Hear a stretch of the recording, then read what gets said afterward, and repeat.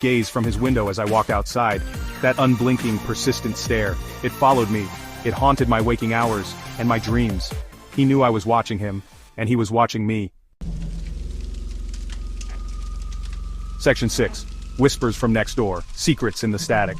The humming continued its nightly serenade, but then, a new sound joined the chorus. Whispers, faint at first.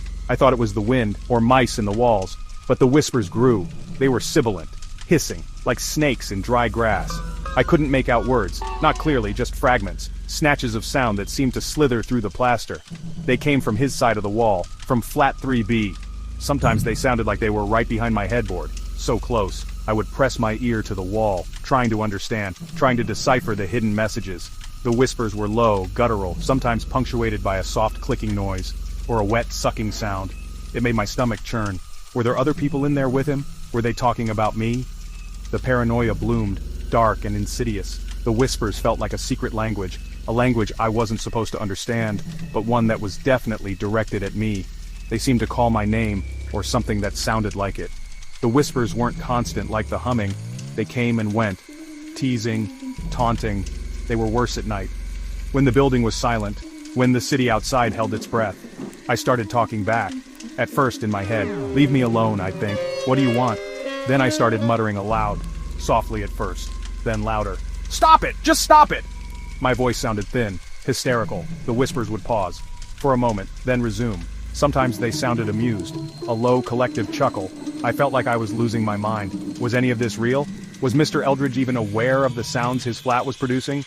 Or was he the source? I bought a white noise machine. It helped a little. It drowned out the fainter whispers, but the more insistent ones, the ones that felt like they were crawling inside my ears, they remained, clear and cold. The static of the machine seemed to part for them, allowing them passage. They were invasive, unstoppable. Secrets in the static meant only for me. Section 7. The landlord's bombshell, a vacant truth. I couldn't take it anymore. The humming, the shadows, the unblinking stare, the whispers. I was a wreck. I hadn't slept properly in weeks. I was jumpy, irritable. I looked like a ghost. Pale face, dark circles under my eyes. I had to do something. I decided to call the landlord, Mrs. Henderson. She was a brisk, no-nonsense woman. Surely she would understand. She would talk to Mr. Eldridge, tell him to be more considerate, to keep the noise down. That's what landlords did, right? I rehearsed my speech. I wanted to sound calm, rational, not like a raving lunatic. Mrs. Henderson, I began, my voice trembling slightly.